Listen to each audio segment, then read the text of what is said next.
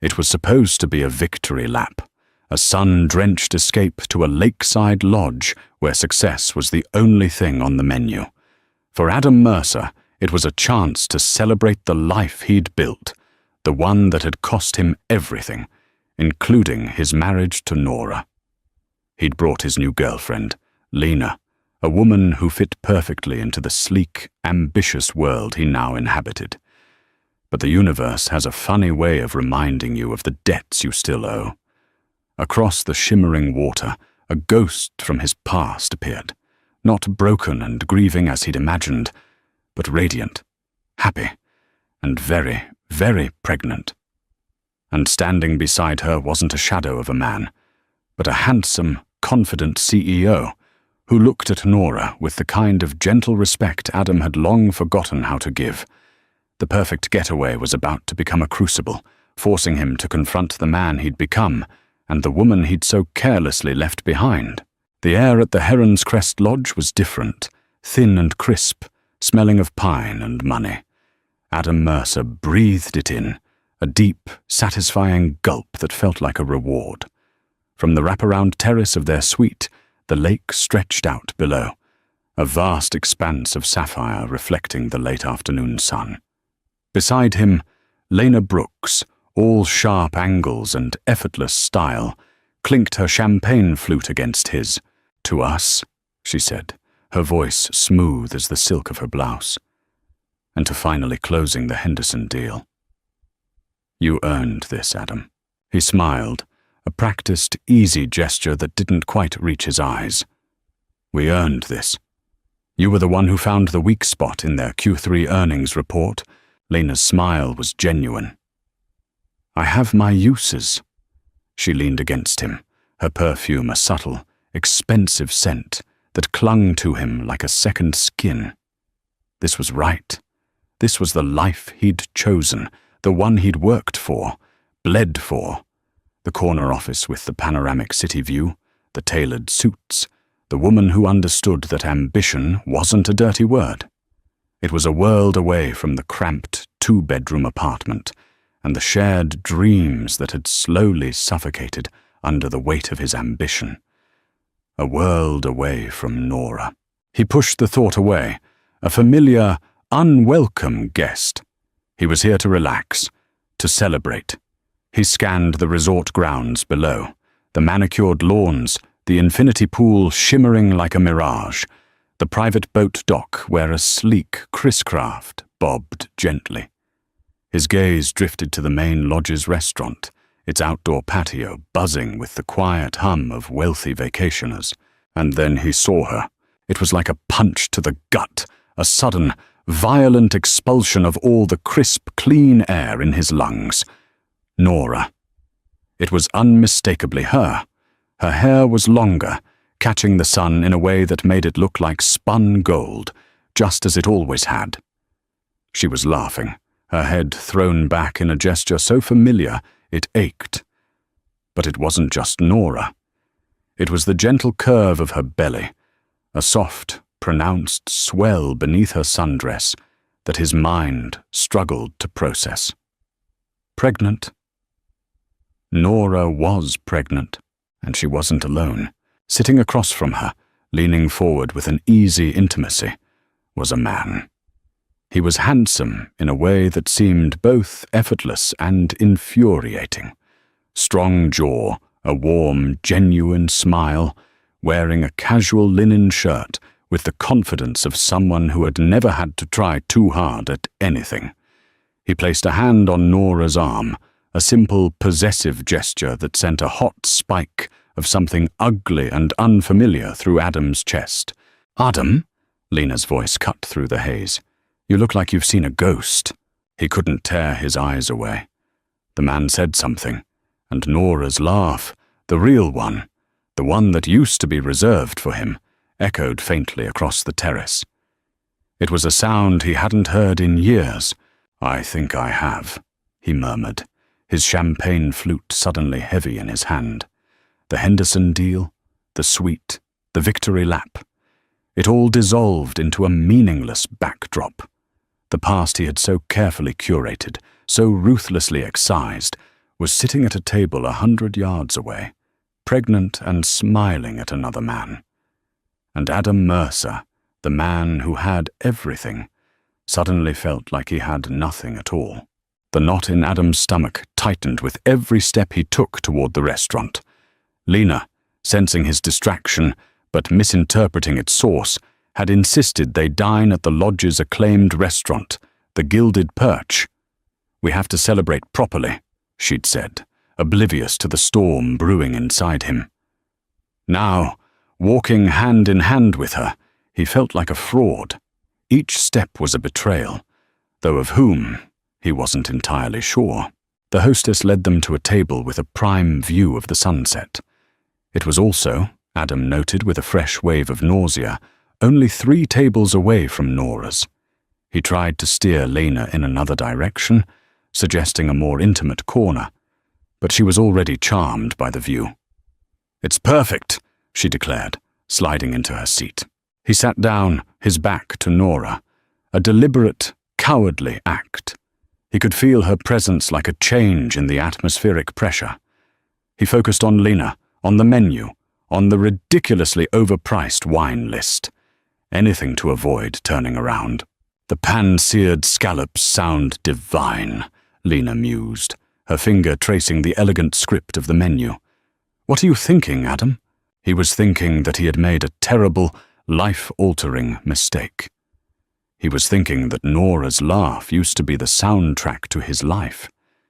He was thinking that the man with her looked like he knew how to make her laugh like that.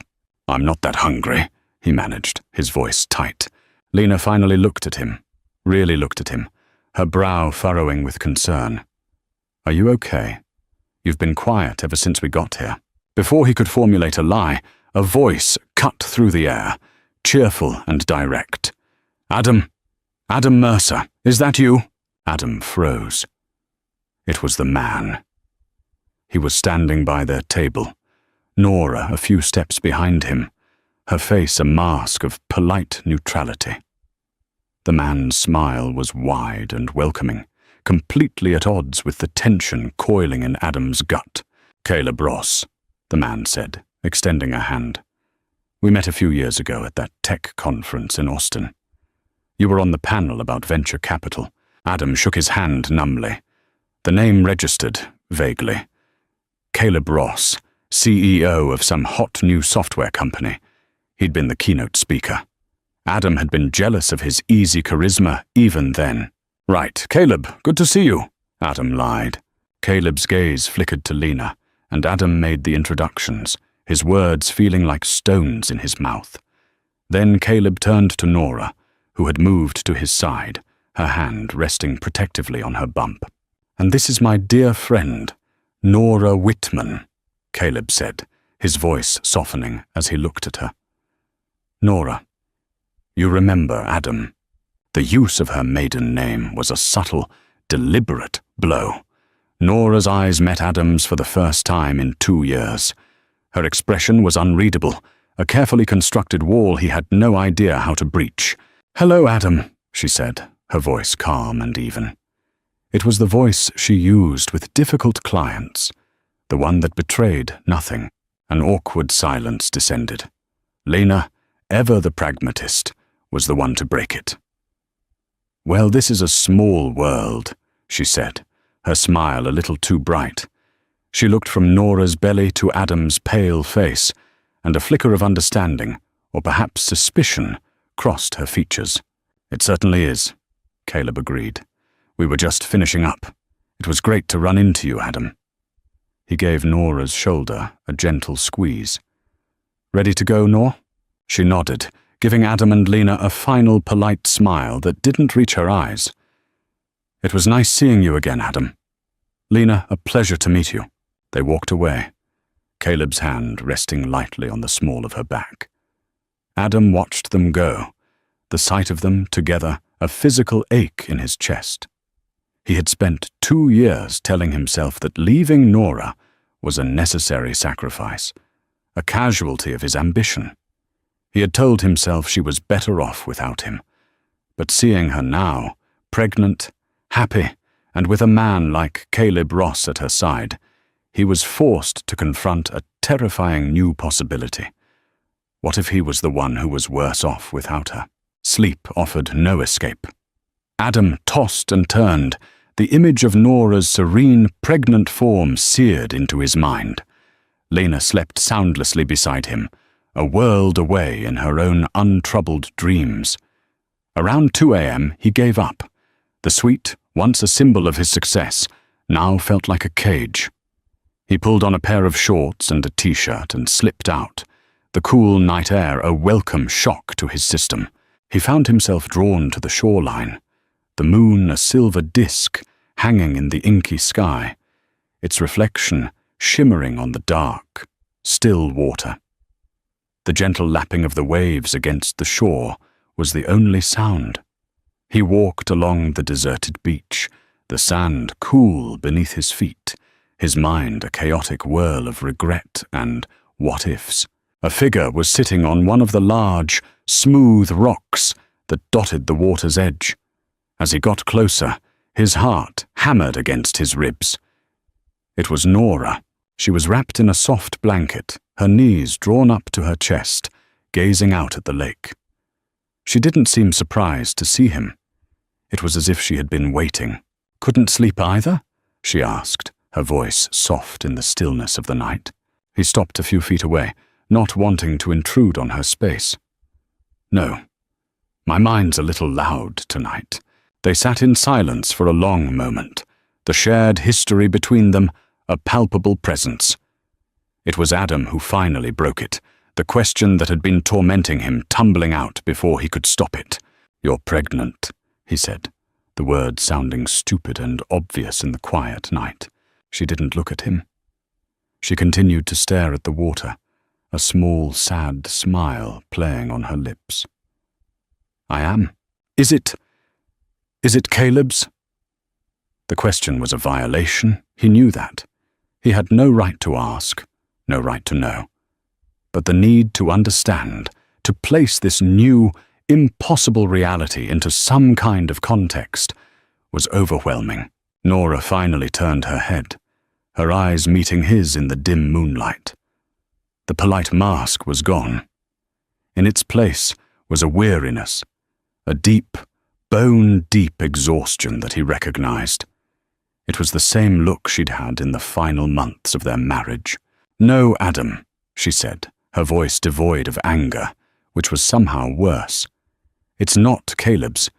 Caleb is my friend. My very good, very supportive friend, who has been there for me in ways you couldn't even begin to comprehend." The unspoken accusation hung in the air between them. He deserved it. He deserved all of it. "Then whose is it?" he pressed, hating the desperation in his own voice. Nora sighed, a long, slow exhalation. She looked back at the lake. "It's mine, Adam. Just mine." He stared at her, confused. "What does that mean?" "It means," she said, turning back to him, her gaze steady and unwavering, "that after you left, after I finally accepted that the future we had planned was never going to happen, I decided to build a new one, on my own terms. It means I went to a clinic. It means I chose a donor. It means I'm having this baby by myself, for myself, because I was tired of waiting for a man to decide if I was worthy of being a mother." The words hit him with the force of a physical blow. A donor. She had chosen to have a baby with a stranger rather than with him. Of course, he'd been the one to leave. He'd been the one who said he wasn't ready, that his career had to come first. He'd made his choice. And now, she had made hers. "Nora, he started, but the words died in his throat. What could he say? "I'm sorry. I made a mistake." It was all so woefully inadequate. She stood up, pulling the blanket tightly around her shoulders.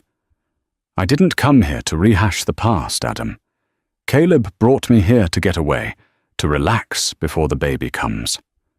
I had no idea you would be here. But since you are, let me be clear.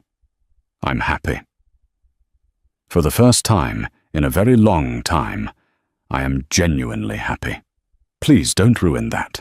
She walked away, leaving him alone on the moonlit shore, the sound of the waves a mocking whisper. He had thought he was the architect of his own life, the master of his own destiny. But in the space of a single evening, he had been shown the truth. He was just a man haunted by the ghost of a future he had thrown away. And that ghost was building a new life, a better life, without him. The next day was a study in forced pleasantries and simmering tension. Adam and Lena went jet skiing, the roar of the engine a welcome distraction from the thoughts churning in his head. He tried to focus on Lena's laughter, on the spray of the water on his face. But Nora's words from the night before echoed with every wave they crossed.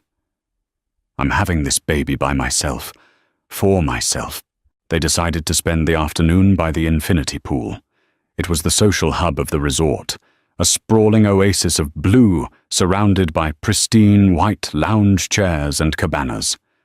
Adam, hoping to avoid another encounter, steered Lena toward a secluded corner. But fate, it seemed, had other plans. Nora and Caleb were already there, settled in a cabana directly across the pool. Nora was floating on a raft, her eyes closed, a serene smile on her face. Caleb was reading a book, occasionally looking up to check on her. They were a picture of domestic tranquility, and it was like sandpaper on Adam's raw nerves. Lena, who had been watching Adam's furtive glances, finally snapped. Are you going to stare at her all day, or are you going to tell me what's going on? Her voice was sharp, cutting through the lazy afternoon haze. Adam flinched. I don't know what you're talking about. Don't you? She shot back, her eyes flashing. You've been acting weird ever since we saw them last night. Her name is Nora, right? Your ex-wife? Adam's silence was all the confirmation she needed. And she's pregnant, Lena continued, her voice rising. A few people on nearby lounges turned to look.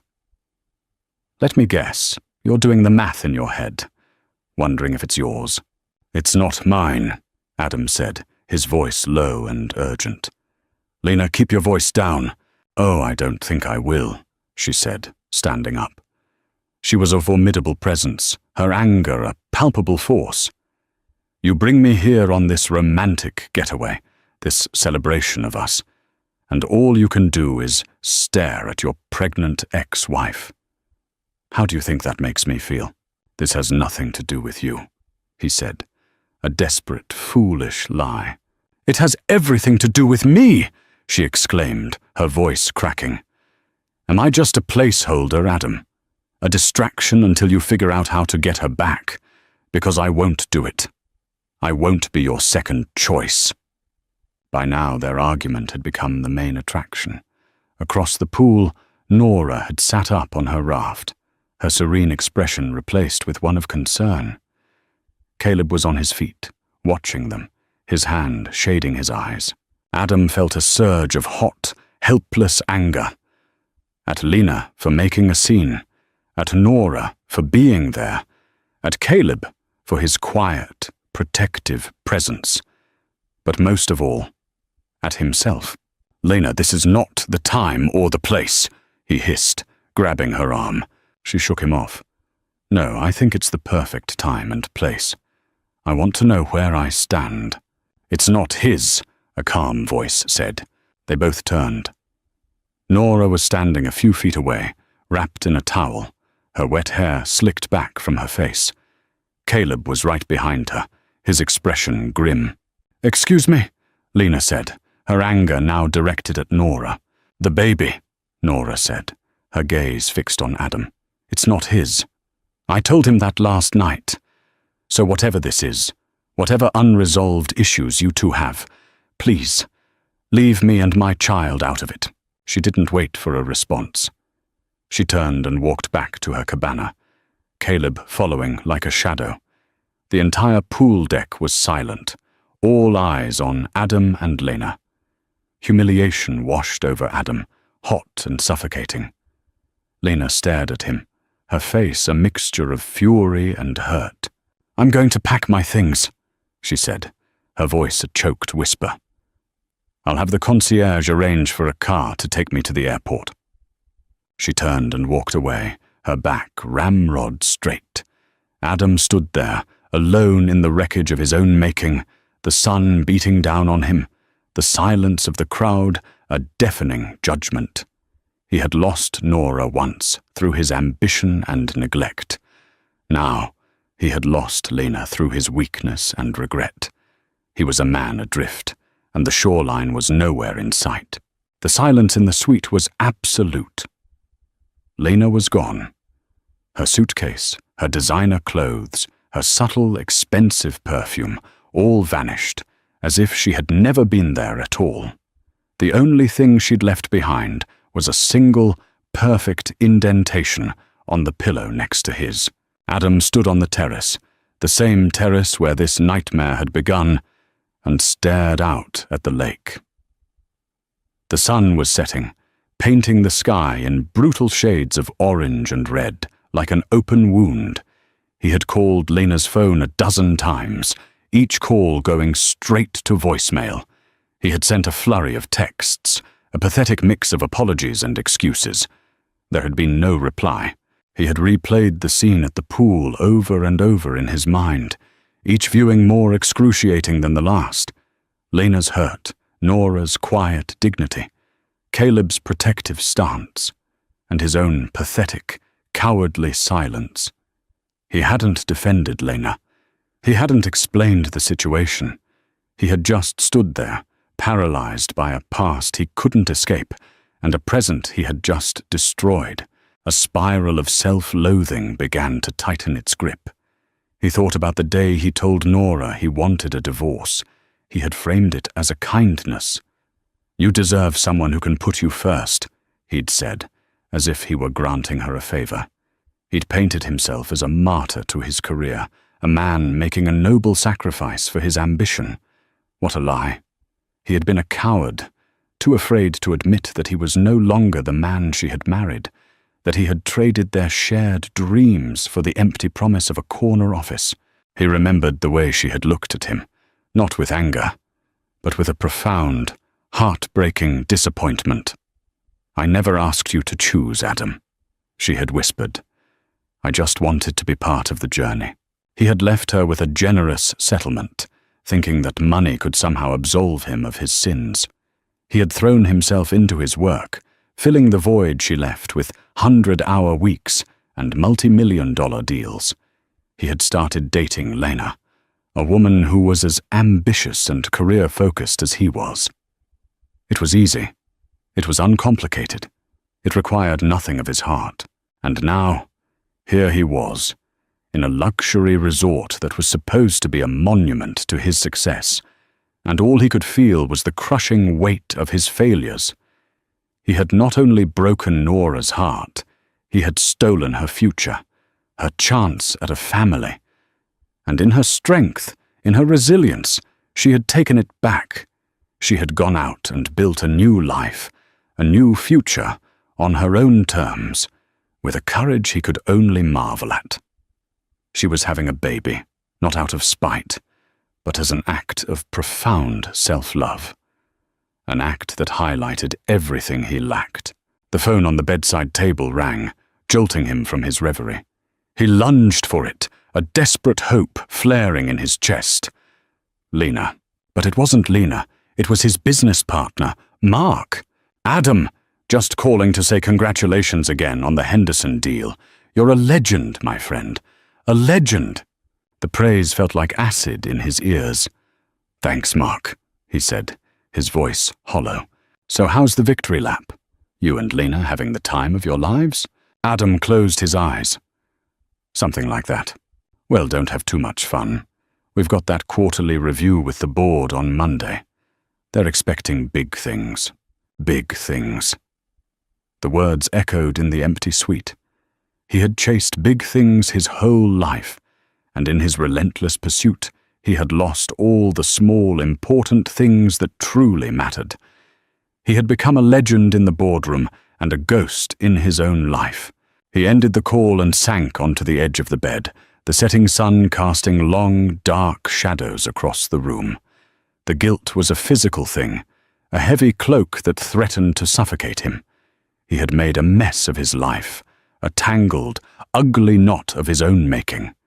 And for the first time, he had no idea how to even begin to untangle it. The next morning, Adam checked out of the Heron's Crest Lodge. The concierge gave him a sympathetic look, the kind reserved for the recently dumped. The drive back to the city was a 5-hour blur of grey highway and self-recrimination. The silence in the car was a breeding ground for regret. Back in his sterile, minimalist apartment, the emptiness was even more pronounced. Lena's absence was a gaping hole. A few of her things were still there. A book on the nightstand, a bottle of face cream in the bathroom. Each one was a tiny dagger to the heart. He spent the next 2 days in a self-imposed exile, ignoring calls from work and texts from concerned friends. He sat at his sleek, glass and chrome desk, the city lights twinkling mockingly outside his floor-to-ceiling windows, and tried to write. He started with Lena. Lena, I don't know what to say, except that I am so sorry. You were right about everything. I was a coward. I was so caught up in my own past that I couldn't see the incredible woman right in front of me. I ruined what we had, and I will regret that for the rest of my life. You deserve so much better than the mess I've become. He read it over. It was true, every word. But it felt hollow, inadequate. A string of words couldn't undo the public humiliation, the casual cruelty of his distraction. He deleted the entire message. He tried again, this time with Nora. This was the harder letter, the one that was 2 years overdue. Nora, I saw you at the lake. I know this is the last thing you want to hear from me, but I need to say it. I am so sorry. For everything. For the way I ended things. For the man I became. For the pain I caused you. Seeing you so happy, so strong, so complete. It made me realize what a fool I've been. You're going to be an amazing mother. You always were the one with the biggest heart, the one who knew how to love without reservation. I was the one who was lacking. I was the one who was afraid. I don't expect your forgiveness. I don't deserve it. I just wanted you to know that I see you. I finally see what I lost. He stared at the words on the screen, his vision blurring with unshed tears. It was the most honest thing he had written in years. It was also a confession of his own profound failure. He imagined her reading it. What would she feel? Pity? Anger? Or worse, indifference? The thought of his apology being met with a shrug was more than he could bear. He copied the text, pasted it into an email draft, and then let his cursor hover over the send button. His finger trembled. Sending this felt like a final, irrevocable admission of defeat. It was an acknowledgement that her new life, the one she had built from the ashes of their marriage, was better off without him in it. He couldn't do it. He closed the laptop, the unsent apologies trapped in the digital ether. He was a man who built his career on bold, decisive action. He could close a multi-million-dollar deal without breaking a sweat. But when it came to his own heart, his own life, he was paralyzed. He walked to the window and looked out at the city he had conquered. The glittering towers, the endless streams of traffic. It was all a testament to his ambition, his drive. But from this height, he couldn't see the people, only the lights. It was a kingdom of his own making, and he was its lonely, solitary king. The apologies remained unsent, a testament to his cowardice. He had built a life of glass and steel, but his foundation was crumbling to dust. The email to Nora remained in his drafts folder, a digital ghost haunting him. The one to Lena was deleted, an acknowledgement that some damage is irreparable. A week after his return from the lake, Adam walked into his office, took one look at the Henderson deal file sitting on his desk, and felt nothing. The thrill was gone. The victory was hollow. He called Mark into his office and told him he needed to take a leave of absence. "A what?" Mark sputtered, his face a mask of disbelief. "Adam, we're on the verge of the biggest expansion in the firm's history. You can't just walk away now."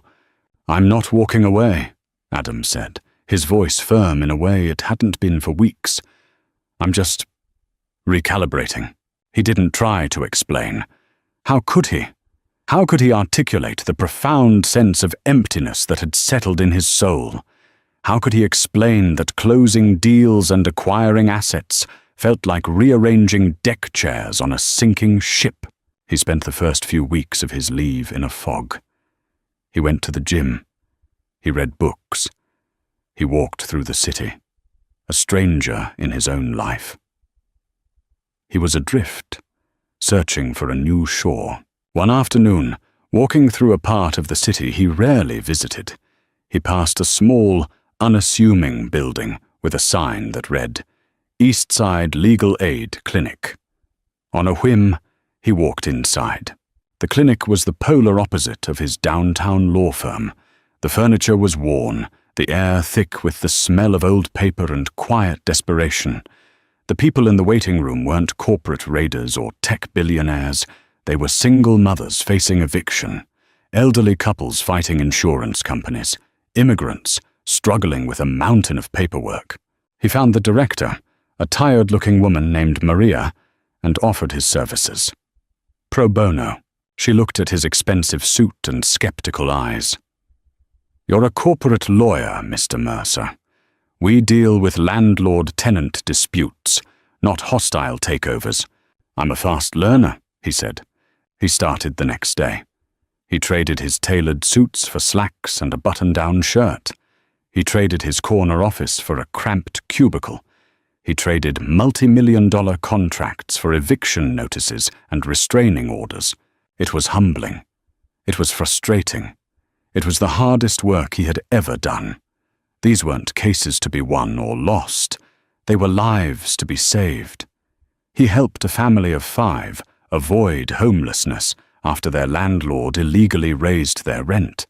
He helped an elderly man get the life-saving medication his insurance company had denied.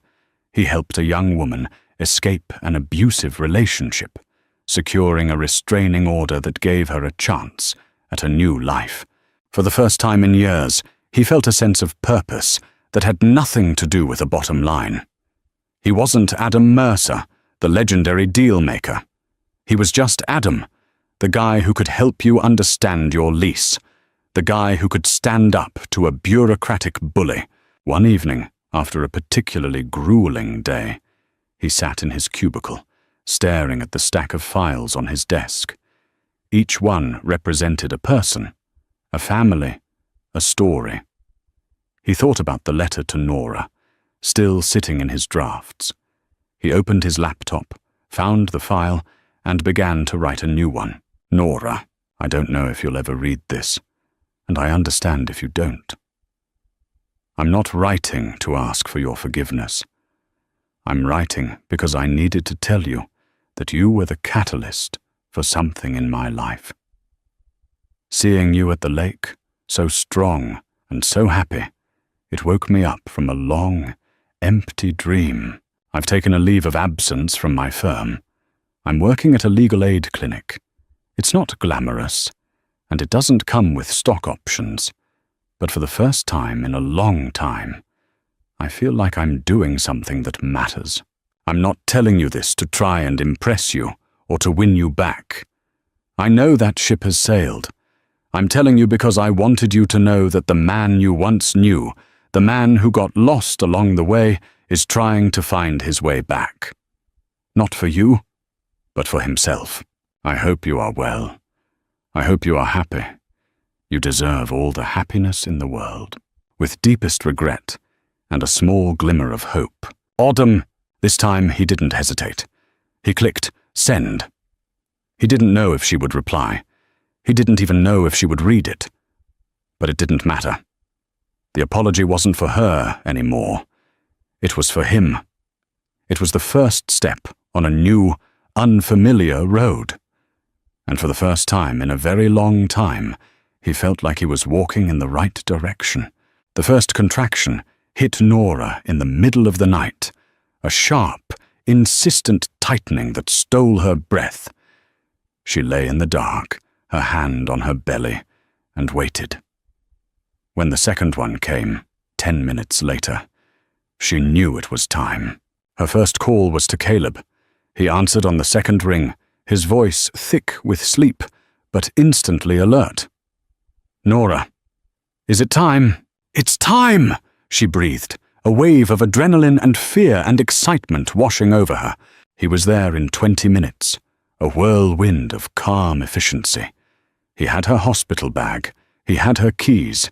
He was helping her down the stairs, his arm a steady, reassuring presence. In the car, he held her hand through each contraction, his quiet strength a lifeline in the rising tide of pain. The hospital was a blur of bright lights and hushed voices. They checked her in, settled her in a room, and the long, slow work of labor began. Caleb never left her side.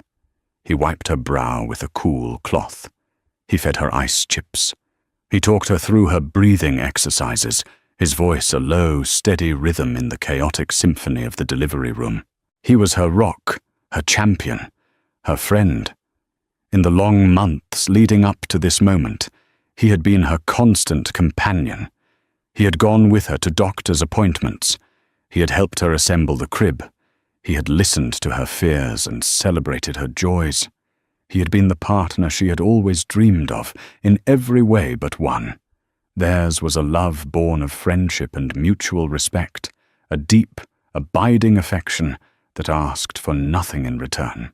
As the hours wore on, the pain intensified, blurring the edges of the world. In the hazy space between contractions, her mind drifted. She thought of her mother, who had passed away 5 years ago. She thought of the life she was about to bring into the world. And, in a quiet, unguarded moment, she thought of Adam. She had received his letter a month ago. She had read it and reread it, a strange mix of emotions swirling within her. There was a part of her, a small, wounded part, that was gratified to know he was suffering. But the larger part of her felt a surprising sense of peace. He was finally seeing the world, and himself, with clear eyes. He was trying to be a better man. She was happy for him, in a distant, detached way. His journey was his own now. It no longer had anything to do with her. "One more push, Nora. You can do this." The doctor's voice brought her back to the present. She gripped Caleb's hand, his knuckles white in hers, and with a final, primal scream, she brought her son into the world. The baby's cry filled the room, a raw, powerful sound that shattered the pain and exhaustion and filled her with a love so fierce it was breathtaking. They laid him on her chest, warm and slippery and perfect. He had a shock of dark hair and a tiny wrinkled face. He was hers. Tears streamed down her face as she looked at Caleb. His own eyes were wet. He leaned down and kissed her forehead, then gently touched the baby's cheek. "He's beautiful, Nor," he whispered, his voice thick with emotion. "What's his name?" She looked down at the tiny human in her arms, her heart overflowing. She had chosen the name months ago. It was a name that meant strength and resilience and new beginnings. "Leo," she said, her voice a happy, tearful croak. "His name is Leo." Caleb smiled, a wide, genuine smile that lit up his tired face. "Leo Whitman, I like it. Welcome to the world, Leo." In that moment, surrounded by the quiet hum of the hospital, with her son in her arms and her best friend by her side, Nora felt a sense of completeness she had never known. This was her family, Not the one she had planned, but the one she had built. It was a family forged in strength and love and a fierce determination to create her own happiness. And it was more than enough. Chapter 9. The Epilogue in Paris. 6 months after she walked out of the Heron's Crest Lodge, Lena Brooks sat at a sidewalk cafe in Paris, a half-empty glass of Sancerre sweating in the afternoon sun. She was wearing a ridiculously chic, ridiculously expensive dress she'd bought that morning, not because she needed it, but because she could. The breakup with Adam had been educational. The first few weeks had been a blur of anger and hurt. She had felt foolish, betrayed, a supporting character in the tragic drama of his failed marriage. She had replayed the scene at the pool 100 times, her own righteous anger warring with the quiet, unassailable dignity of his ex-wife. But Lena was a pragmatist. She had built her career on her ability to analyze a situation, cut her losses, and move on. And as the anger faded, it was replaced by a cool, clear-eyed assessment. Adam hadn't been a monster. He had been a ghost, a man haunted by his own choices. And she had been a fool to think she could build a future with a man who was still living in the past. She had thrown herself back into her work, landing a promotion that came with a transfer to the firm's Paris office. She had packed up her apartment, sold her car, and boarded a plane without a backward glance. Paris suited her. It was a city that, like her, did not apologize for its own beauty or its own ambition. She was good at her job. She was making new friends. She was even attempting to learn French, with predictably disastrous but hilarious results. She took a sip of her wine and watched the people stroll by, a moving tapestry of life and love and commerce. She thought of Adam, briefly and without bitterness. She hoped he was okay. She hoped he had found whatever it was he was looking for. But his story was no longer her concern. Her phone buzzed.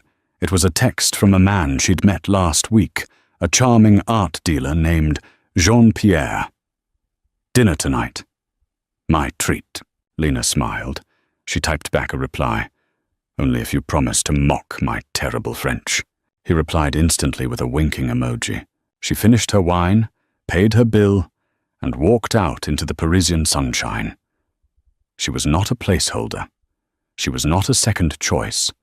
She was Lena Brooks, and she was the main character in her own story. And the next chapter, she decided, was going to be magnificent. A year after the disastrous weekend at the Heron's Crest Lodge, Adam Mercer drove back up the winding mountain road. The air was the same, thin and crisp and smelling of pine. But he was a different man. He had left his high-powered law firm 6 months ago, taking a significant pay cut to join the East Side Legal Aid Clinic full-time. The sleek, glass and chrome apartment was gone, replaced by a smaller, more comfortable place closer to the clinic. His life was quieter now, less glamorous, but infinitely more fulfilling. He hadn't come back to the lodge. He had rented a small, rustic cabin on the other side of the lake, the one favored by fishermen and families, not corporate titans. He spent the weekend hiking the trails, his mind quiet for the first time in years. He thought about the man he had been, the relentless, ambitious creature who saw people as assets and relationships as transactions. He barely recognized that man anymore. On his last afternoon, he found himself drawn to the shoreline where he had last spoken to Nora. The large, smooth rocks were still there, warmed by the afternoon sun. He sat on the same rock where she had sat and looked out at the water. He had heard, through a mutual acquaintance, that she had named her son Leo. It was a good, strong name. He had also heard that Caleb Ross was still a constant presence in their lives. He felt a pang, not of jealousy, but of a quiet, resigned acceptance.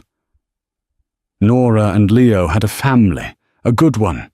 He was happy for them, Genuinely happy. He had not seen or spoken to Nora since he sent the letter. She had never replied. He hadn't expected her to. The letter had been a closing of a chapter for him, not an opening for her. It was an acknowledgement of his own failures and a promise to himself to be better. He took a deep breath, the clean, pine-scented air filling his lungs. The lake was calm today, its surface a perfect, unbroken mirror reflecting the vast blue sky. He had come here a year ago to celebrate a victory. He was leaving now with a different kind of prize, a quiet sense of peace, a hard-won understanding of his own worth, measured not by the size of his bank account, but by the content of his character. He didn't know what the future held. There was no new woman in his life, no grand plan for his career. There was just the quiet, steady work of being a better man, one day at a time. He stood up, stretched, and started the walk back to his cabin. The sun was beginning to set, casting a golden glow over the water. The past was a part of him. He knew that now. It was a landscape of regret and mistakes, but it was also the foundation upon which he was building his new life. He could not change the past, but he could honor it by living his future with integrity and compassion and a quiet, humble grace. The lake was still, and so at last was his heart. I hope you enjoyed this story of heartbreak, redemption, and the courage to build a new life. If this story resonated with you, please consider giving it a like, sharing it with a friend, and subscribing for more content like this. And I'd love to hear your thoughts in the comments below. Which character did you relate to the most? What did you think of Adam's journey? Your engagement helps this community grow, and I can't wait to read what you have to say. Thank you for watching.